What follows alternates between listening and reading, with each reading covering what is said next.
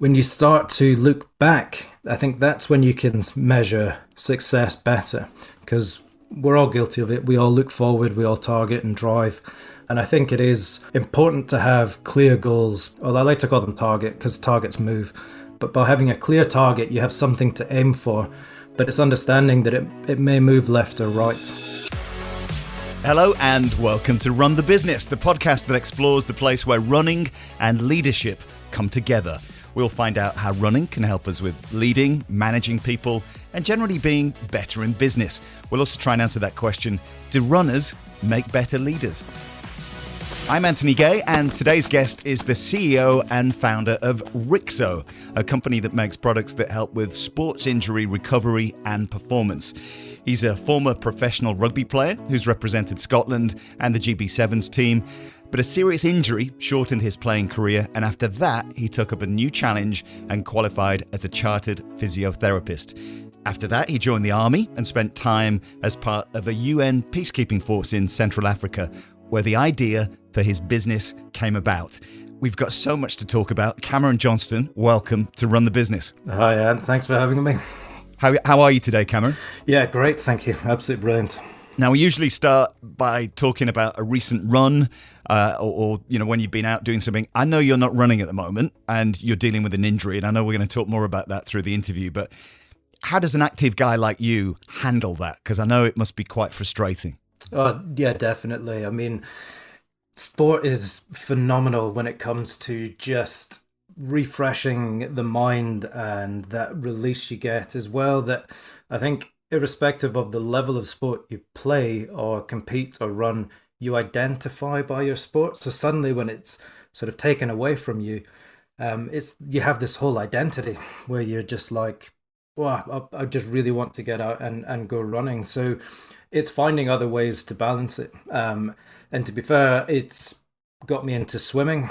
And then also just trying to do other things around mindfulness. You realize sometimes that the physical exertion is great for fitness and CV, but a lot of the time it's the clarity of mind that comes after doing something challenging, like a long run.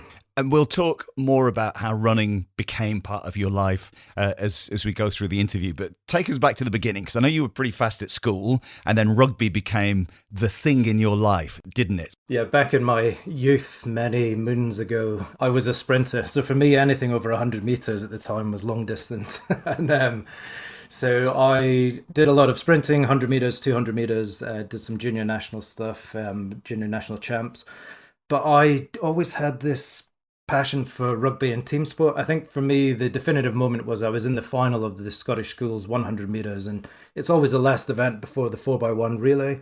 It was raining because, of course, we're in Scotland, and my blocks slipped at the start. Oh. And so all that work and preparation and everything had led me to that point, and your block slipping, there's no way of coming back from that on 100 metres. And that's where I then really focused my drive and energy into rugby and absolutely loved it. The team mentality, the camaraderie, the physical, mental strength. And I got into sevens more than I did 50. Well, you play 15s, but sevens for me was my bread and butter. And for those that are maybe unfamiliar, sevens, you play on a full-size pitch, 7 players in each team, and the game is 15 minutes. So it's very short, sharp, hard, fast, and a lot of space to run. And so it's more about endurance sprinting.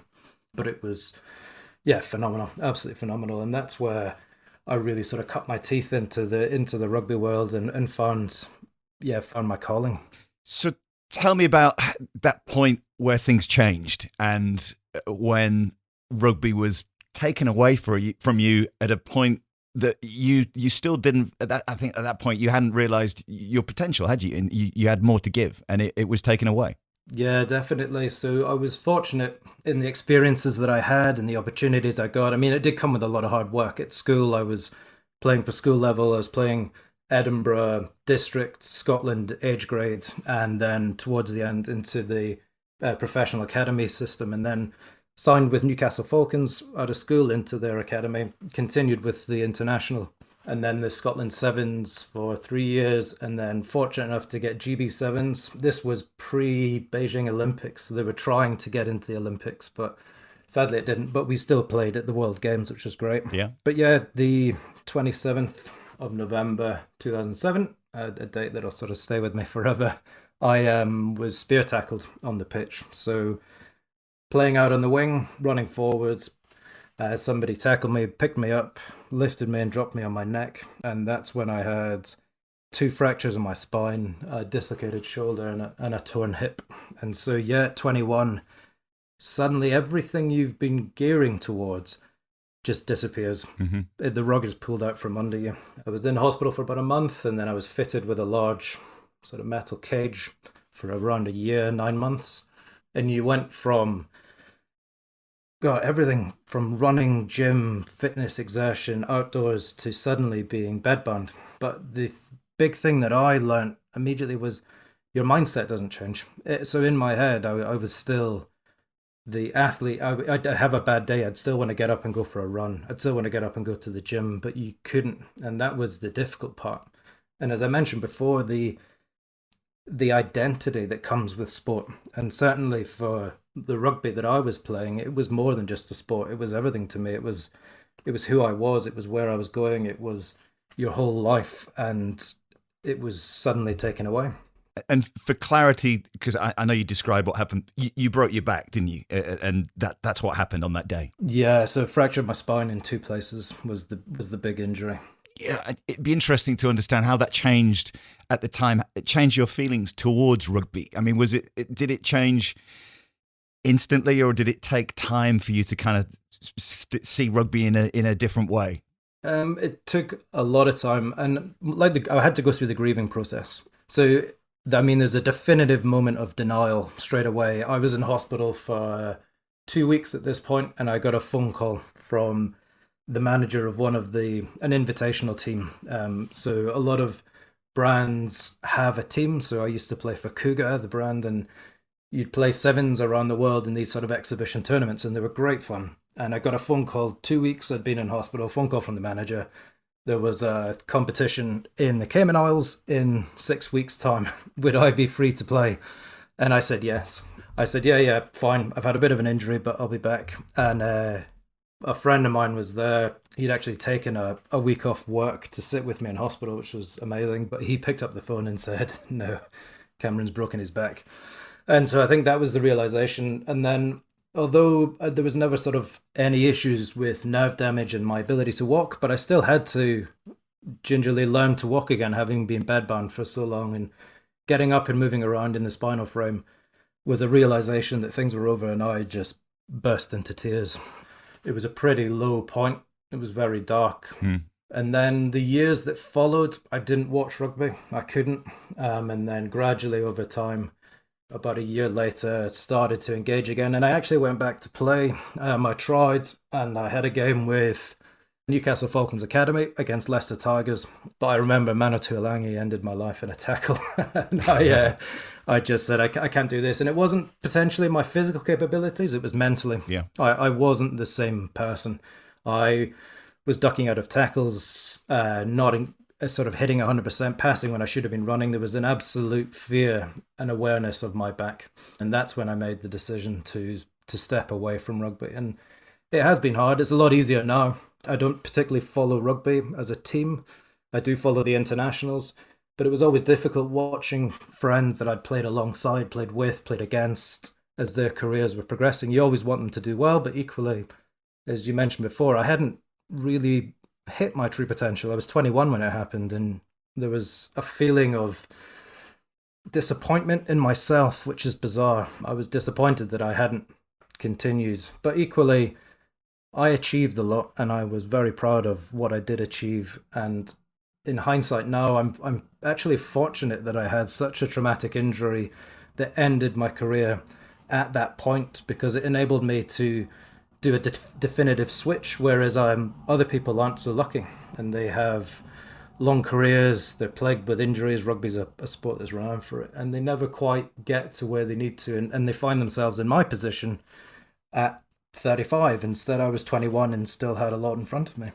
And finding a purpose was something that you did fairly quickly, didn't you? In terms of, well, not quickly, but you found a purpose outside of rugby and focused on the physiotherapy. So tell me that, about the switch to the career as a chartered physiotherapist, and how quickly that came about. At what point did you make that decision as to this is what I'm going to do? Yeah, so with the physiotherapy, my view was if you can't beat them, join them.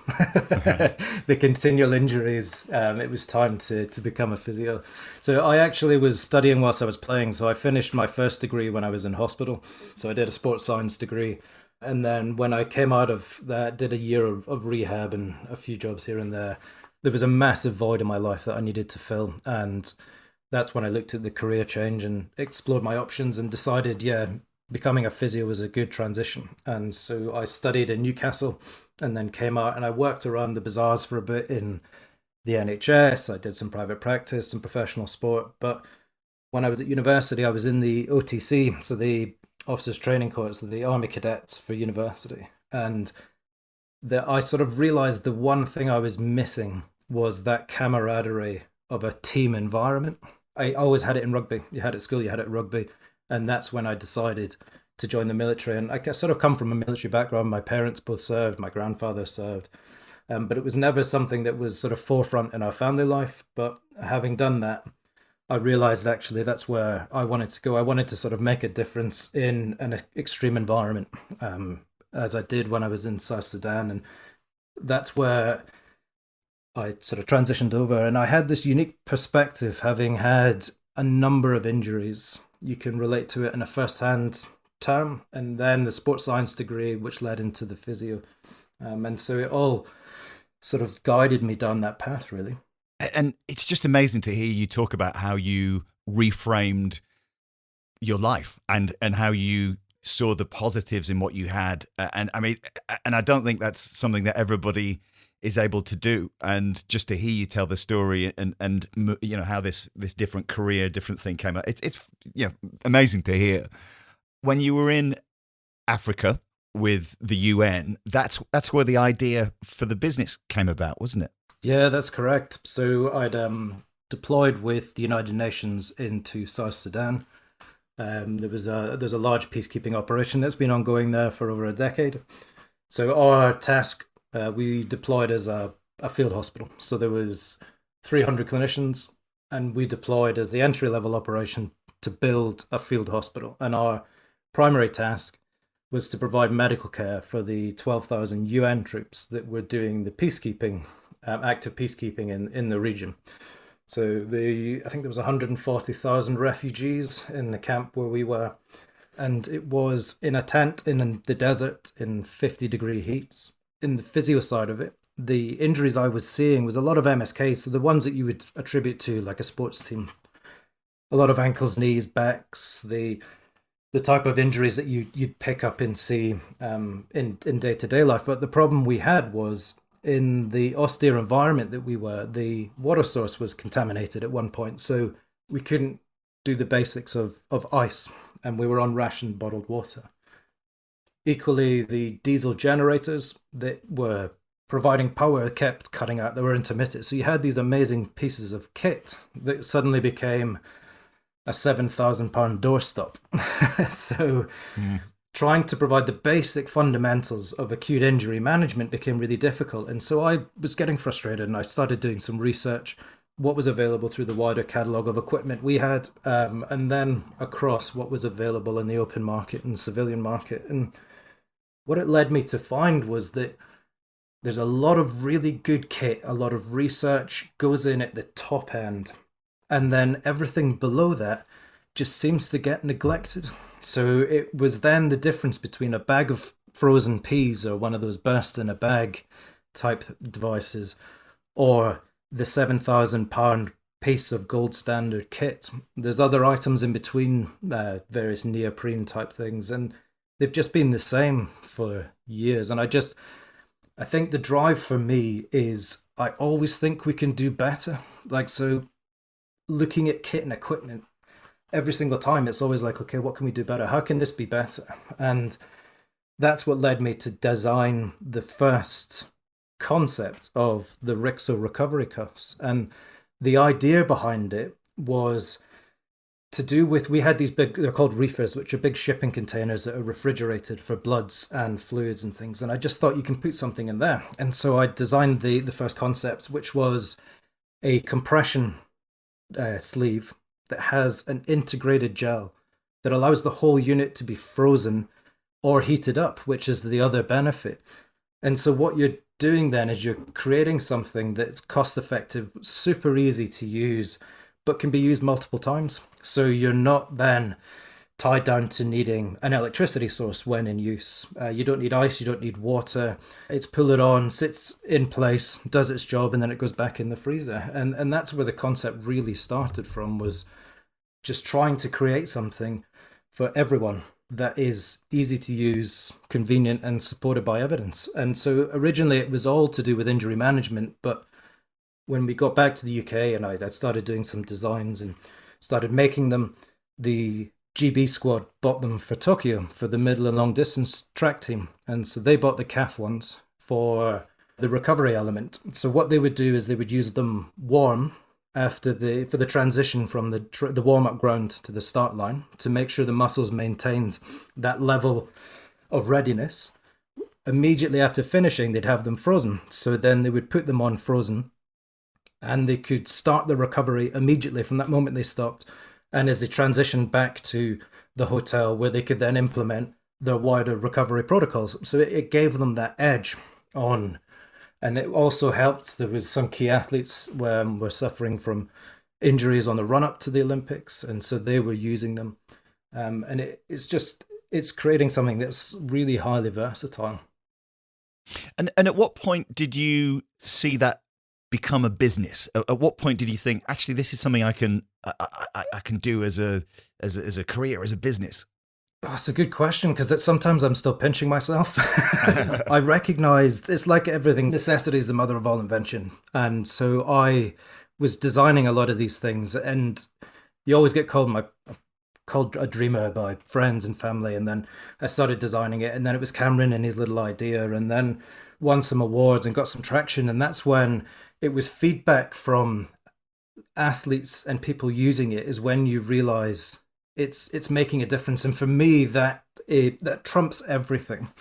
And that's when I realized, actually, there is applications and use for this in so many areas. I got introduced to someone who's a friend of a friend who was a footballer in his youth. He's now in his 70s. He's got into golfing, but as with everyone, he's got really bad arthritic knees and had a knee replacement. But the pain was so much, about 3 months after, he couldn't play golf. And so I started designing a concept for the knee, and I was like, okay, sort of put it together. I gave him the 2 prototypes, and I said, look, try these out. Freeze it in the freezer, use it for pain, heat it in the microwave, use it before you go out to help mobility. I hadn't heard from him for a while. It was about 10 days later, he phoned me from the golf course as he was playing his second round of golf, relatively pain-free. And for me, that's worth more than anything in the world. And it's sort of reserved back to what we were talking about earlier about identity and identifying with the sport, but equally, it's what sport does to you if it's taken away, the mental health aspect. It trickles over into everything. So if you have a busy lifestyle, busy family, but your go-to is running, and suddenly you've got a niggling knee pain that won't go away, you can't run as frequently or as far, you know what your true potential is, but it just won't shift. And then that starts to trickle into the rest of your life, your day-to-day work, your mood, your sleep. Everything becomes affected from something that can be managed really easily by using something that's effective and, doesn't break the bank. Where did running become more important for you in this journey that you've been on? And because you talked at the beginning about being a sprinter, and then from an army perspective, the endurance I'm guessing is something which is more something that you seek. But where did running through this journey become something for you? So it would have been as I was training to get into the army. So as I went through my second degree, was still looking for my purpose. I knew I was studying, joined the OTC, and that's when you start getting introduced to it and the army fitness. And that's when running became something for me. And I actually am I don't know if it's because I'm Scottish, but I love running when the weather is just awful. So I love those moments of running in blistering rain and wind in somewhere really obscure. And Yeah. what I liked about running was not the competitive element. I'd always come from rugby, which is hugely competitive, and certainly in the field that I was striving for. Whereas I put myself into running and it was me against the world, and I didn't do anything competitive. I was competing with myself. But it was that ability to pull on some trainers and just disappear for an hour, 2 hours. It was the ability to do it anywhere. So as I was training for the army to get in and do my officer selection, it was all about hitting key times and key weights and making sure that I was good enough. But then once I was into the army, you had the benefit of being posted to some amazing places. So running just became a habit and a hobby. So training in the southern part of Germany near the Black Forest, we were doing some stuff with the 82nd Airborne. But you've got these massive tank ranges, which are then in forested areas, and there's deer, and so the weather's a nice temperate. There's nothing better than pulling on a pair of trainers and going for a run. So for me, it was the middle to long distance, nothing extreme, but it was about the environment that I was running in. And even out in South Sudan, I mean, you were confined to a relatively small space, but there's not everywhere you can go running and just see the wildlife that's around you in South Sudan that you wouldn't see in the UK. And so that for me was where the passion came. And the reason I had to step back and stop running was when I was actually in South Sudan, I mentioned before the water source was contaminated. I actually came down with 3 strains of E. coli, Giardia, Cryptosporidium, and another tropical disease, and was in isolation for a while. And I lost about 2 stone in body weight quite rapidly. And when I came back, I wasn't able to put the muscle bulk back on. And that's when all these other injuries sort of started to show their head. Whereas previously I'd had that really good base level strength that it didn't really matter. Whereas I started to develop nerve pains down the back of my leg to find out that the fracture at the lower back had slipped forward and it was pressing on the nerves. And all of these little things started to come out. And that's where gradually you sort of have to start winding it back because it was impacting on every area of your life, and pain is not a good thing to have. And in this journey that we're talking about, that led to Riixo being created, tell me about some lessons that you learned on the way. Were there things that, if you kind of look back and think about the lessons that you learned, what sticks out? That is an amazing question. There are so many, and I mean, I'm learning something every single day. I'm not my background isn't business and my background isn't product design, and so everything I've learnt has been through trial and error. So some of the biggest lessons I've learnt: everything always takes longer and costs more than you think. So it's sort of managing expectations. A lot of the time I'm a very driven person, and patience isn't one of my strong virtues. So it's understanding, and this is something that I learned and working with my business partner definitely on expectation management, goal setting, targets. When do we know that we need to switch tact and focus somewhere else? And we learned that the hard way through a media marketing campaign. So we were delayed by 6 months on production due to COVID and Brexit. So when product landed, it was 6 months late. And so what we did, or what I made the decision to do, was right, okay, do a really fast, hard, quick marketing campaign, which flopped. Whereas in fact, what we should have done is wait and have the patience, give it a month. We were in Black Friday, December. It was the wrong time to do it. And that's a lesson that has now transcended over, is just having some patience and choosing the right moment, because otherwise it can go terribly wrong. And I think the other one is, and it's a cliched one, and they say it all the time, but fail fast. This is where, for someone like myself and a lot of people out there, is having to reshape the view on failure. So, and how you go about it, because it will happen inevitably. But if you can do it with minimizing risk and impact, and do it in a way that it will benefit you from lessons learned, it's no longer a failure, it's a lesson learned. Mm-hmm. So we've had it in product development, product design, and various other things where it's that test, trial and error process. And so it's not necessarily setting out to fail, but it's accepting the fact that it will potentially, and what you can do to mitigate, what you learn from it, what you take from it, and then how you use it to shape. So things like with the calf cuff, I think we're on the 8th design iteration from the start. From all the data gathered, we've gone from 4 sizes to 9 sizes, purely because of the variations in the human body. And there's been a lot of design changes which have come from that.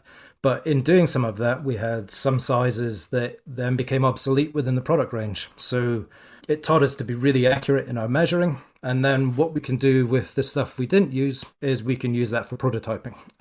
And so it's finding ways and means. And I think the final one is you can always do more than you think. So I can guarantee that if I was to speak to myself 5 years back and was to say to them, right, in 5 years' time, you're going to be living in Yorkshire, out the army, you're going to be driving this business, you're going to have a young daughter, 4 years old, I think I would tell myself, yeah, there's not a chance any of that's happening. But it is, you find yourself in this position where everything, you've got to get the balance right. And so you can always do more than you think. And it's not necessarily saying you need to work harder and flog yourself. It's just about working smart. And how, in terms of, those different parts of your life that you mentioned, how do you measure success these days? Both from a personal point of view and with Riixo. Do you set yourself goals? Yeah, definitely. I'm notoriously bad at measuring success. And I was actually having this conversation with Richard, my co-founder in Riixo. I think because you're always so target focused going forward, you fail to reflect on what you've done. And so a while ago, I started making these little video montages, which would be 30 seconds long, a series of images and small videos with a little soundtrack. But it would be what we'd achieved over this 6 months or 3-month periods. And little things like that is probably where we measure success. It's easy to measure success when you start outlining KPIs and targets, sales, getting physio practices onboarded and working with them, working with businesses, retail space. But sometimes the success isn't always in those targets. The success is the fact that if you look at the last 2 years, we launched in May 2020 when COVID just first came around. We decided, we first, do we wait out or do we launch? We launched. So we launched during the pandemic. We then had Brexit. We then had all this stuff that's going on in and around the world, the conflict and war in Ukraine. Suddenly all goods that were coming from China into mainland Europe were getting delayed, if by rail, because of the sanctions, because they had to go through Russia. So there's all these things that pop up, and we get our stuff manufactured in Germany, but raw materials do come from all around the world. And so when you start to look back, I think that's when you can measure success better, because we're all guilty of it. We all look forward, we all target and drive. And I think it is important to have clear goals, because then well, I like to call them target because targets move. But by having a clear target, you have something to aim for. But it's understanding that it may move left or right. But the success comes from everything you've achieved before. And because of the sporting background and the nature of the company that we're growing, we use the term of a rugby pitch for what we do. So the try line is the goal that we need to get to. And then if it doesn't fit with our goal, it goes on the touchline. Everything on the pitch is everything that we are working towards to get to our goal and get to our try line. And it's understanding the players might change, the pitch might change, but the goal is still the same, is to get to the end. That's brilliant how you kind of frame that. And I guess there's something in that for anybody listening to this who wants to bring their goals, objectives, targets to life, is to put it in a context that fits the things you like, the things you're passionate about. Yeah, definitely. And for us and for me, definitely, it's sometimes about saying no. And one of the things when you're in a startup is you can become very excited about a lot of things, and it can dilute the direction that you're going. And again, we fell foul to this early on. And it's purely because, as I mentioned, I'm trying to design products for for everyone. I'm trying. I want. I set myself the easy goal of I want to change the mindset of everyone in the world to start focusing more on recovery in sport and the preventative measures of injury. So really simple target, but my reason behind it is when we're a lot of the time we focus on performance. So say you run an hour a day or 2 hours a day. That's what we focus on, or the gear, the shoes, the drinks, the nutrition, everything is about that 1 hour. But the other 23, 24 hours of the day, our body is fighting to get back to a position where we can then perform to the same level or better. So if we don't get that right, then it means you're never going to truly improve. And that's why it's really, you see it so frequently, you'll hit plateaus. You just won't. And it, a lot of the time, is down to how good your recovery is in getting back to the level where you can then consistently train and improve. And so when you start thinking about all the applications that Riixo can have and the products we can help with, the information, part of it was we'd have an idea, we'd talk about it, we'd move and stuff, and you suddenly find on your metaphorical desk, you've got a million things on the go and you just cannot commit to that. And so this is where we sat down and we started the Good Ideas Club, which I think is Richard's way of sort of letting me talk about my crazy ideas and then parking them. So we use the rugby pitch mentality, the try line, the goals, the targets, that's where we're going. But every now and again, we'll do the Good Ideas Club where I'll say, right, I've had a thought, we've been thinking about this product range, or we could create this platform to do this, and we talk about it. Does it fit on the pitch right now? No, but all that information is captured and stored, so when we do move the try line and it does come into our scope and onto the field, then we've already discussed it and there's an understanding there. But the big thing is sometimes about saying no, and it can be really difficult as you're trying to establish yourself as a young brand, young company in a field, because you don't want to miss out on that one it might be that opportunity that's the defining moment. But equally, by continually doing that, you'll end up just treading water and not getting anywhere. I love that idea of the Good Ideas Club that gives you that outlet for the ideas, for the creativity, but then having the discipline to consider, does it fit? Does it help us achieve what we need to do now? But you park it somewhere where you can access it if you need to. I think it's fantastic. Can I use that? Yeah, please do. Yeah. Obviously, Riixo's products benefit runners amongst many other different kinds of athletes. Have you spent much time around runners in the work that you're doing? Yeah, I try to at every possible moment. And for the past 2 years, it's been our primary focus, has been running. Very early on, we went even sort of narrower and deeper with ultra running. And so I worked a lot with ultra runners. My thought process was, if we can work with ultra runners and cater to their needs where they're competing in really obscure environments, places, then it transcends down through all the levels. And so, yeah, I worked with a chap who did the Marathon des Sables and others who were doing outrageous coast to coast type challenges, working out what their needs were, where things would benefit the most. And the only way you can cater to this is by being as involved as you possibly can. It taught me a lot about receiving feedback on a number of levels. Because firstly, these are my baby. I've been designing them. I've dedicated everything into these, and suddenly you're giving it to people to criticize. So you want the critique, you want the feedback, but equally it's managing my own internal feelings, because you don't want to become disheartened. It's very easy to become disheartened. But then equally, it's the ability to then strip away what is a useful implementation and what is not. So the best feedback you can get is by giving it out to people to test, trial, pick apart.